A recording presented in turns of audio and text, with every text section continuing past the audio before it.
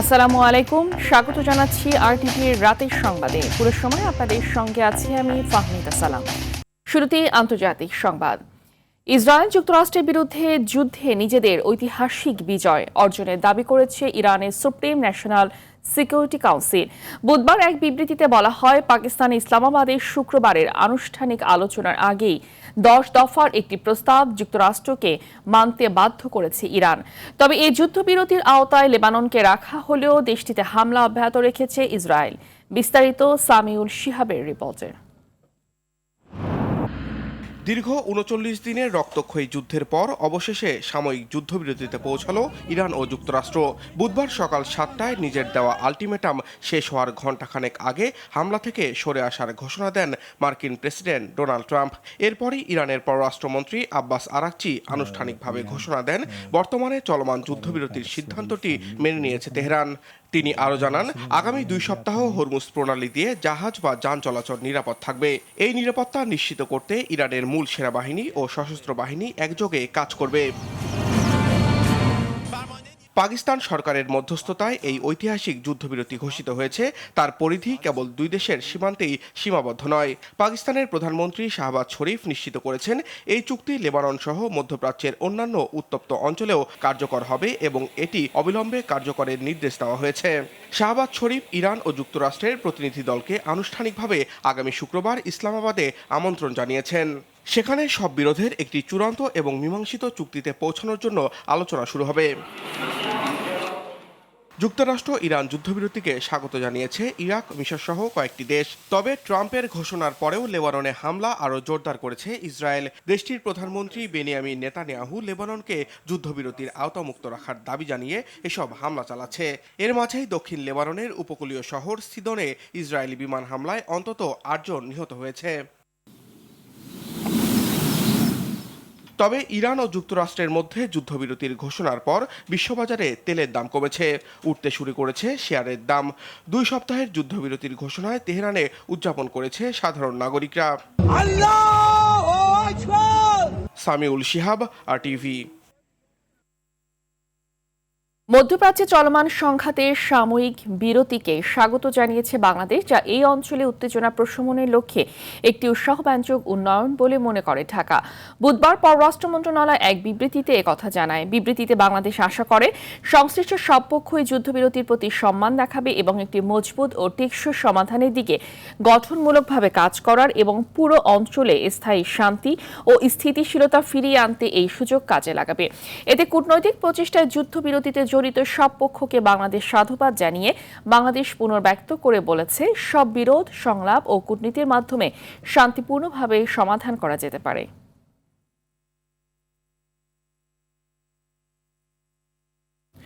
দীর্ঘ উত্তেজনা আর পাল্টাপাল্টি হামলার পর ইরান ও যুক্তরাষ্ট্রের মধ্যে হওয়া 2 সপ্তাহের সাময়িক যুদ্ধবিরতিকে স্বাগত জানিয়েছে বিশ্ব সম্প্রদায়। যুদ্ধবিরতির ঘোষণাকে স্বাগত জানান জাতিসংঘের মহাসচিব অ্যান্টোনিও গুতেরেস।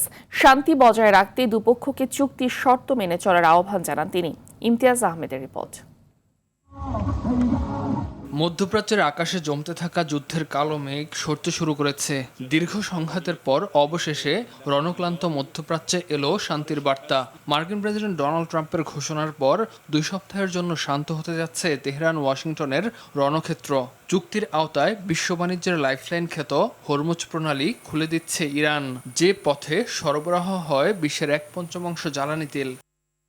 ইরান ও যুক্তরাষ্ট্রের ঐতিহাসিক এই অগ্রগতিকে স্বাগত জানিয়েছে বিশ্ব সম্প্রদায়। মধ্যস্থতাকারী হিসেবে তুরস্ক, মিশর ও সৌদি আরবের ভূমিকারও প্রশংসা করেন বিশ্ব নেতারা। যুদ্ধবিরতিকে সংলাপ ও কূটনীতির জয় হিসেবে উল্লেখ করেছেন তারা। তবে শান্তি বজায় রাখতে 2 পক্ষকেই চুক্তির শর্তগুলো পূর্ণাঙ্গভাবে মেনে চলার আহ্বান জানান তারা। এ ঘোষণাকে স্বাগত জানিয়েছেন জাতিসংঘ মহাসচিব অ্যান্টোনিও গুতেরেস। সব পক্ষকে যুদ্ধবিরতির শর্ত মেনে চলার আহ্বান জানান তিনি, যাতে করে অঞ্চলে একটি স্থায়ী শান্তির পথ প্রশস্ত হয়। বেসামরিক প্রাণহানি রক্ষা এবং মানবিক দুর্ভোগ লাঘবে শত্রুতা বন্ধের প্রয়োজনীয়তার উপর গুরুত্ব আরোপ করেন মহাসচিব। মধ্যস্থতাকারী দেশ হিসেবে পাকিস্তানের প্রতি কৃতজ্ঞতাও প্রকাশ করেন তিনি। We are on the edge of a যুদ্ধবিরতিকে স্বাগত জানিয়ে এই সমঝোতাকে অমূল্য সুযোগ বলে বর্ণনা করেছে ইরাক ও মিশর। একটি স্থায়ী সমাধানের জন্য উভয় পক্ষকে চুক্তির প্রতি প্রতিশ্রুতিবদ্ধ থাকার আহ্বান জানিয়েছে ইরাকের পররাষ্ট্র মন্ত্রণালয়। সংকট নিরসন এবং কূটনীতি ও সংলাপকে অগ্রাধিকার দেওয়ার ক্ষেত্রে আঞ্চলিক ও আন্তর্জাতিক প্রচেষ্টায় ইরাকের সমর্থন রয়েছে বলেও জানানো হয়। মিশরের পররাষ্ট্র মন্ত্রণালয় জানায়, এই যুদ্ধবিরতি আলোচনা ও গঠনমূলক সংলাপের পথ তৈরি করবে। মন্ত্রণালয় আরও জানায়, সামরিক অভিযান বন্ধ এবং আন্তর্জাতিক নৌ চলাচলের স্বাধীনতার প্রতি সম্মান প্রদর্শনী হবে চুক্তির ভিত্তি। পাকিস্তান ও তুরস্কের সঙ্গে আঞ্চলিক স্থিতিশীলতা বজায় রাখতে কাজ করে যাবে বলেও জানায় দেশটি। 2 সপ্তাহের যুদ্ধবিরতিকে ইতিবাচক পদক্ষেপ হিসেবে দেখছে জাপান ও মালয়েশিয়া। মালয়েশিয়ার পররাষ্ট্র মন্ত্রণালয় জানায়, এই যুদ্ধবিরতি উত্তেজনা প্রশমন ও মধ্যপ্রাচ্যে শান্তি পুনরুদ্ধারের একটি গুরুত্বপূর্ণ ধাপ। এ সময় কোনো ধরনের উস্কানিমূলক পদক্ষেপ না নেয়ার জন্য সংশ্লিষ্ট দেশগুলোকে অনুরোধ করে তারা। We are working to bring the price of অস্ট্রেলিয়ার প্রধানমন্ত্রী অ্যান্থনি অ্যালবানিজ এবং পররাষ্ট্রমন্ত্রী পেনি ওং আশা প্রকাশ করেন, এই চুক্তি একটি দীর্ঘস্থায়ী সমাধানের দিকে নিয়ে যাবে। পাকিস্তান, মিশর, তুরস্ক এবং সৌদি আরবকে সফল মধ্যস্থতার জন্য ধন্যবাদ জানান তারা। এদিকে একটি স্থায়ী যুদ্ধবিরতি নিশ্চিতে আগামী দিনগুলোতে অনেক গুরুত্বপূর্ণ কাজ বাকি রয়েছে বলে জানিয়েছে নিউজিল্যান্ড। মধ্যস্থতাকারী হিসেবে পাকিস্তান, তুরস্ক ও মিশরের প্রশংসা করে দেশটি। ইমতিয়াজ আহমেদ, RTV। এদিকে ডোনাল্ড ট্রাম্পের যুদ্ধবিরতি ঘোষণার পরও ইরানে হামলা করেছে ইসরায়েল। ইসরায়েলি সংবাদ মাধ্যম চ্যানেল 12 জানায়, আজ ভোরে ইরানের উপর নতুন করে বিমান হামলা চালিয়েছে ইসরায়েলি সামরিক বাহিনী। চ্যানেল 12-এর দাবি, ইসরায়েলের দিকে ক্ষেপণাস্ত্র ছোড়া অব্যাহত রেখেছে ইরান, তাই ইরানের ক্ষেপণাস্ত্র উৎক্ষেপণ সংক্রান্ত স্থাপনাগুলো লক্ষ্য করে নতুন হামলা চালিয়েছে ইসরায়েল।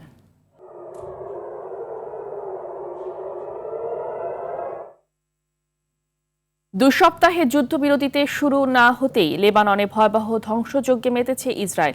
ইসরায়েলি সেনাদের বিমান হামলায় পুড়েছে রাজধানী বৈরুত সহ বিভিন্ন বেসামরিক এলাকা।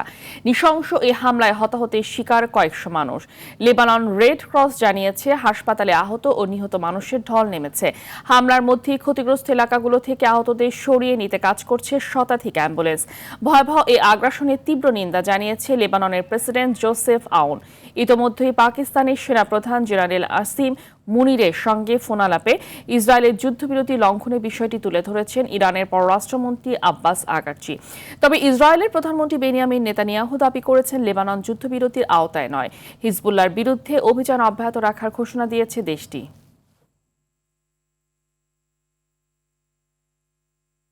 মধ্যপ্রাচ্যে যুদ্ধবিরতির খবরে বিশ্ব অর্থনীতিতে স্বস্তি ফিরতে শুরু করেছে। বুধবার সকালে আন্তর্জাতিক বাজারে তেলের দাম বড় ব্যবধানে কমেছে। একই সঙ্গে চাঙ্গা হয়ে উঠেছে যুক্তরাষ্ট্র ও এশিয়ার শেয়ার বাজার। এতে স্বস্তি ফিরেছে বিনিয়োগকারীদের মাঝেও। যুক্তরাষ্ট্রের বাজারে অপরিশোধিত তেলের দাম প্রায় 16.5% কমে ব্যারেল প্রতি $94 নেমে এসেছে। এদিকে আমেরিকার শেয়ার বাজার সূচক S&P 500 2% বেশি বেড়েছে। বিনিয়োগকারীদের আশা, শুক্রবার ইসলামাবাদে শুরু হতে যাওয়া আলোচনা দীর্ঘমেয়াদী সমাধানের পথ প্রশস্ত করবে। তবে স্থায়ী শান্তি চুক্তি না হওয়া পর্যন্ত বাজার স্থিতিশীল হওয়া নিয়েও শঙ্কা প্রকাশ করেছেন অনেকে। এদিকে নেপাল থেকে নবায়নযোগ্য জ্বালানি আনতে হলে ভারতের মধ্য দিয়ে আনতে হবে। কিভাবে নেপাল থেকে আরো বেশি নবায়নযোগ্য জ্বালানি আনা যায় তা নিয়ে ভারতের রাষ্ট্রদূত প্রণয় ভার্মার সঙ্গে আলোচনা হয়েছে বলে জানিয়েছেন বন ও পরিবেশ মন্ত্রী আব্দুল আউয়াল মিন্টু। সচিবালয় ভারতীয় হাই কমিশনারের সাথে বৈঠক শেষে কথা বলেন। মন্ত্রী বলেন, ভারত নবায়নযোগ্য জ্বালানিতে অনেক শক্তিশালী কার্বন ট্রেডিং সিস্টেমও ভারতের অগ্রগতি থাকলেও বাংলাদেশ এখনো এ ব্যাপারে ফ্রেমওয়ার্ক তৈরি করতে পারেনি। নবায়নযোগ্য জ্বালানির সক্ষমতা বাড়াতে বাংলাদেশ ভারত একসঙ্গে কাজ করবে বলে জানায় ভারতীয় হাই কমিশনার।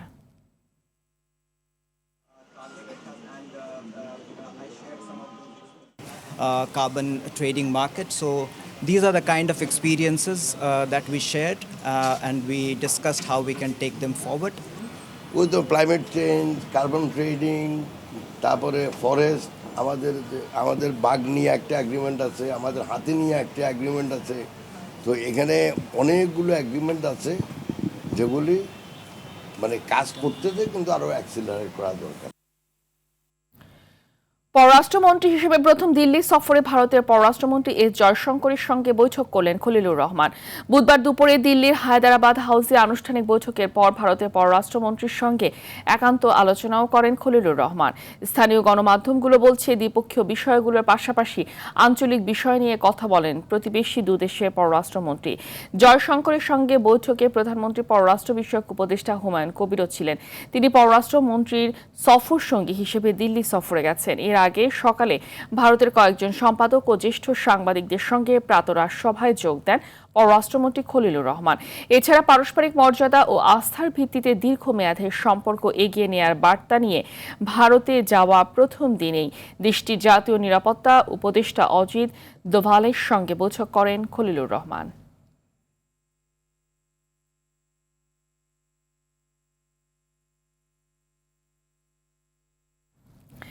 আওয়ামী লীগের কার্যক্রম নিষিদ্ধ রেখে জাতীয় সংসদে পাশ হলো অন্তর্বর্তী সরকারের জারি সন্ত্রাস বিরোধী আইনের অধ্যাদেশ। বুধবার জাতীয় সংসদের অধিবেশনে সর্বসম্মতিক্রমে অধ্যাদেশটি পাশ করা হয়।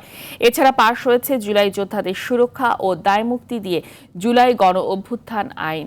এদিন সংশোধিত পরিত্যক্ত বাড়ি সম্পূরক বিল সহ পাশ হয়েছে আরও 9টি অধ্যাদেশ। এর মাধ্যমে 133টির মধ্যে পাশ হলো 50টি। সরজার রাজীবের রিপোর্টে বিস্তারিত।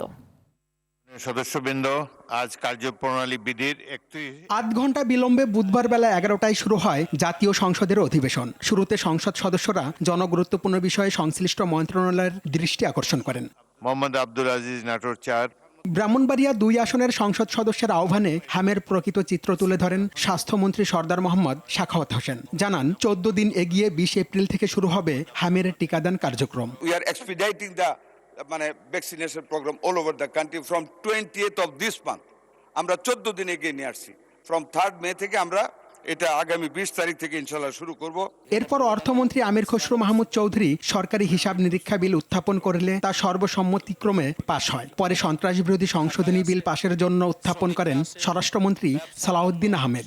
আর্টিকেল 47 অনুসারে সংবিধানের আইসিটি অ্যাক্টেও পরিবর্তন এনে সংগঠনের বিচারের জন্য সেই আইনটাও সংশোধন করা হয়েছে। স্বরাষ্ট্রমন্ত্রীর উত্থাপনের আগে বিরোধী দলীয় নেতা ডাক্তার শফিকুর রহমান আপত্তি জানালেও পরে পাশ হয় জনগুরুত্বপূর্ণ সন্ত্রাস বিরোধী সংশোধনী বিল। আমরা কি অনুরোধ করতে পারি যে এটা পাশের জন্য একটু সময় হাতে রেখে আমাদেরকে একটু সুযোগ দেওয়া হোক। এখন বিলের এই স্টেজে আর আপত্তি করার সুযোগ নেই। বিরতির পর শুরুতেই বাংলাদেশ ক্রিকেট বোর্ডের আহ্বায়ক কমিটি গঠনের নিরপেক্ষতা নিয়ে প্রশ্ন তোলেন কুমিল্লা 4 আসনের সংসদ সদস্য হাসনাত আব্দুল্লাহ।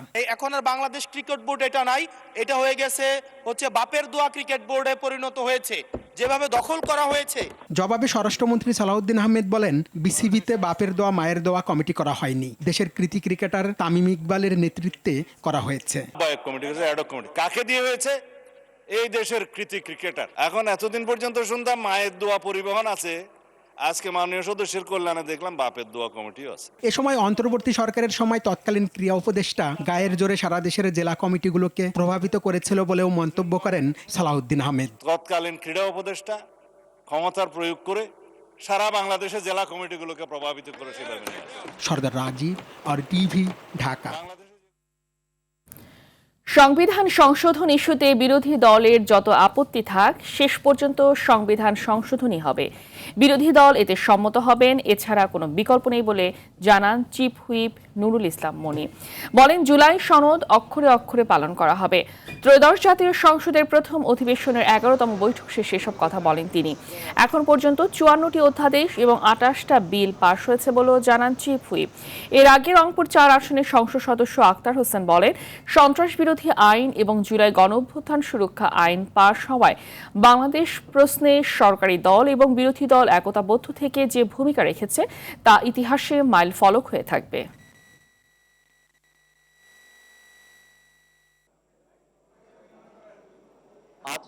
আজকে সরকারি দল এবং বিরোধী দল আমরা সকলে মিলে আওয়ামী লীগের কার্যক্রম নিষিদ্ধ থাকার যে আইন এবং জুলাই যোদ্ধাদের সুরক্ষার জন্য যে আইন আমরা সর্বসম্মতিকভাবে পাশ করতে পেরেছি।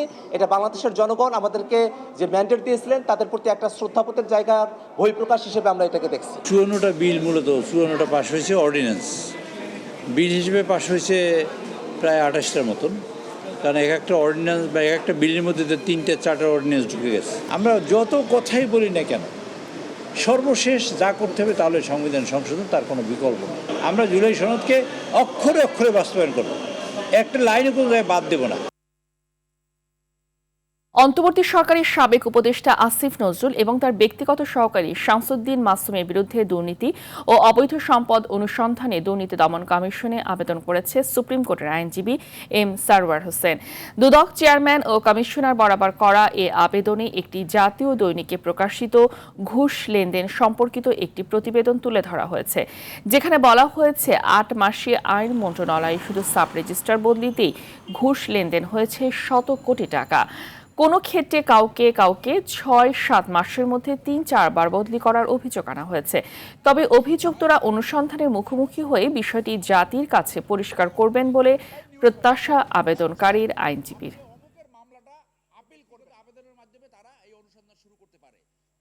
আমার এই আজকে আবেদনের ভিত্তি হলো এই পত্রিকার লিড নিউজ আপনারা দেখতে পাচ্ছেন।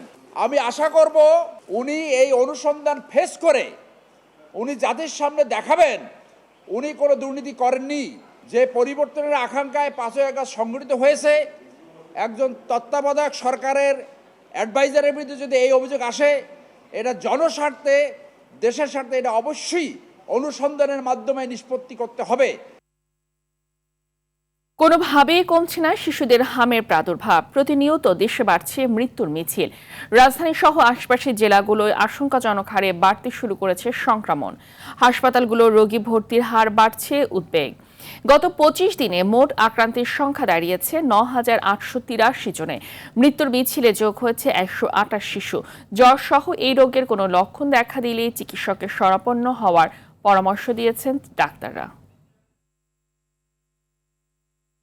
ঢাকা মেডিকেল কলেজ হাসপাতালের ইন্টার্ন চিকিৎসক ও ঢাকা বিশ্ববিদ্যালয়ের শিক্ষার্থীদের মধ্যে সংঘর্ষের ঘটনায় সৃষ্ট উত্তেজনা নিরসনে বৈঠকে বসেছে দুপক্ষ।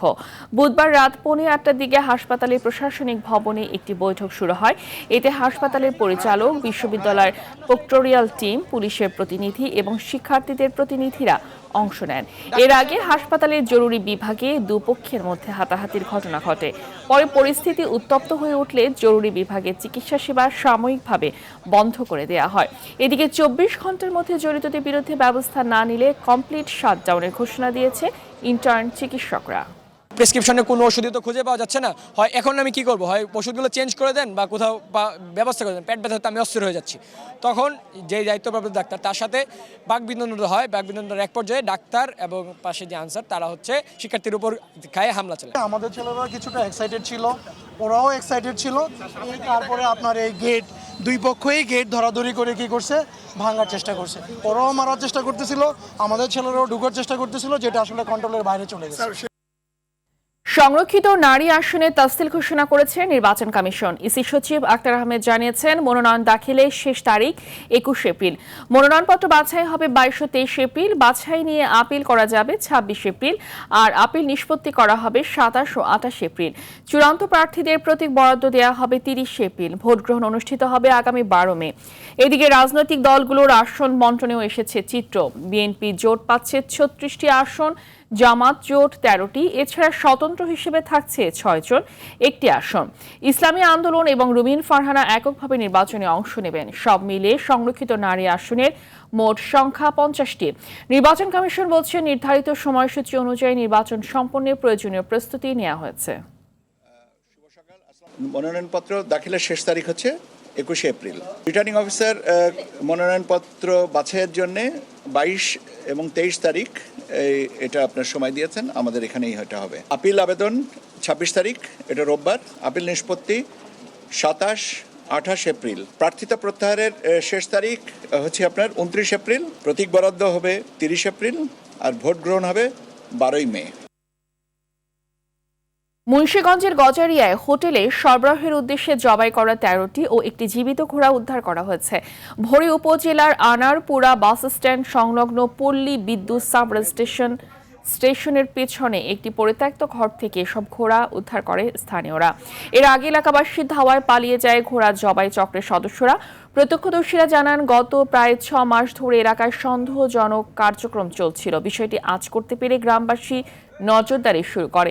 ভোরে গ্রামবাসীর উপস্থিতি টের পেয়ে স্থানীয় তিতাস ও রাজীব সহ অন্য সদস্যরা পালিয়ে যায়। এদিকে ঘটনায় জড়িতদের দ্রুত গ্রেফতার ও শাস্তির দাবি জানিয়েছে এলাকাবাসী। যুক্তরাষ্ট্রের নিউ ইয়র্কের ভল্টে রাখা নিজেদের 129 টন স্বর্ণের পুরোটাই সরিয়ে নিয়েছে ফ্রান্স কেন্দ্রীয় ব্যাংক। আন্তর্জাতিক বাজারে এসব স্বর্ণের মূল্য প্রায় 1200 কোটি 80 লাখ ইউরো। নিউ ইয়র্কে থাকা মজুদ বিক্রি করে ইউরোপের বাজার থেকে নতুন করে সমপরিমাণ স্বর্ণ কিনেছে দেশটি। কেন্দ্রীয় ব্যাংকের দাবি, এর ফলে ফ্রান্স এখন বিশ্বের 4র্থ বৃহত্তম স্বর্ণ মজুতকারী দেশে পরিণত হলো। বিশ্লেষকরা মনে করছেন, মার্কিন আর্থিক ব্যবস্থার উপর নির্ভরতা কমানোই এই লক্ষ্য। ফ্রান্সের এমন আকস্মিক পদক্ষেপের পর স্বর্ণের নিরাপত্তা নিয়ে উদ্বেগ জানিয়েছে জার্মানি ও ইতালি। খেলার খবর। বিসিবির দায়িত্ব নিয়ে ক্রিকেটারদের ম্যাচ ফি বাড়ালো তামিম ইকবালের নেতৃত্বের আহ্বায়ক কমিটি। দ্বিতীয় দিনের মিটিংয়ে দায়িত্ব বণ্টন করা হয় কমিটির সদস্যদের মাঝে। এছাড়া আসন্ন বাংলাদেশ নিউজিল্যান্ড সিরিজে বিদ্যুৎ সাশ্রয়ে ম্যাচের সময় এগিয়ে আনার সিদ্ধান্ত নেওয়া হয়। মিরপুরে মিটিং শেষে সাংবাদিকদের এসব কথা জানান বোর্ড প্রধান তামিম ইকবাল। বিস্তারিত জানাচ্ছেন আতিকুল ইসলাম শাকিব। নতুন কমিটি প্রথম দিনের মতো দ্বিতীয় দিনের মিটিংও শেষ করেছে 2 ঘন্টারও কম সময়ে। বুধবার সন্ধ্যা 6:30টায় শুরু হয়ে 8টার আগেই শেষ হয় মিটিং। পরে সাংবাদিকদের সামনে আসেন বিসিবি প্রধান তামিম ইকবাল। সংবাদ সম্মেলনও আগের দিনের মতো ছিল সংক্ষিপ্ত।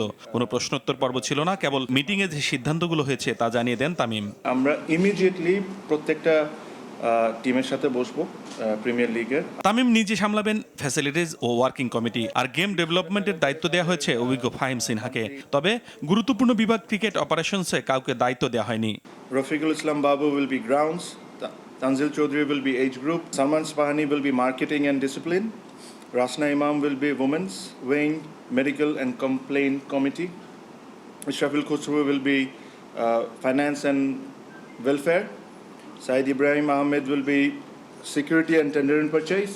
Minajul Abidin Nanu will be tournament committee. Mirza Yasir will be logistics, and Atar Ali Khan will be umpire committee. দায়িত্ব বণ্টনের পাশাপাশি প্রথম দিনে সিদ্ধান্ত হয়েছে ঘরোয়া ক্রিকেটারদের ম্যাচ ফি বাড়ানোর। যেখানে নারী ক্রিকেটারদের সর্বনিম্ন ফি ছিল 5,000 টাকা, সেখানে এখন থেকে তারা পাবেন 10,000 টাকা। এছাড়া ঘরোয়া ক্রিকেটে খেলা নারীদের বেতন 30,000 থেকে করা হয়েছে 40,000 টাকা। ঘরোয়ায় বেতন বাড়ছে পুরুষ ক্রিকেটারদেরও। এটা একসময় 1,000 টাকা ছিল, তারপরে এটাকে করে একটা প্রপোজড 5,000 টাকা পর্যন্ত করা হয়েছে, যেটা আমার কাছে মনে হয় যে এটা কোনোভাবেই ঠিক না। এখন থেকে তারা T20 ম্যাচের জন্য যেটা এখন পাবেন হলো 10,000 টাকা করে, ওয়ান ডে ম্যাচের জন্য তারা পাবেন 15,000 টাকা করে, লঙ্গার ভার্সন 2 ডে 3 ডে 4 ডে এটার জন্য ওনারা পাবেন 20,000 টাকা করে। বিদ্যুৎ খরচ কমাতে নিউজিল্যান্ড সিরিজের ম্যাচ শুরুর সময় পরিবর্তনের সিদ্ধান্ত নেওয়া হয়েছে মিটিংয়ে। এর আগে বিসিবিতে এসেই কোয়াবের সাথেও মিটিং করেন নতুন বিসিবি বস। ইলেকট্রিসিটি নিয়ে যখন সরকার সবাইকে এনকারেজ করছে যে এটা করতে, so we thought as cricket board and as cricketers and everyone যে we should also play our part. Atiqul Islam Shakil, RTV, Dhaka. রাতের সংবাদ এই পর্যন্তই। মধ্যরাতের সংবাদ রাত 1টায় দেখার আমন্ত্রণ রইল। ধন্যবাদ সবাইকে।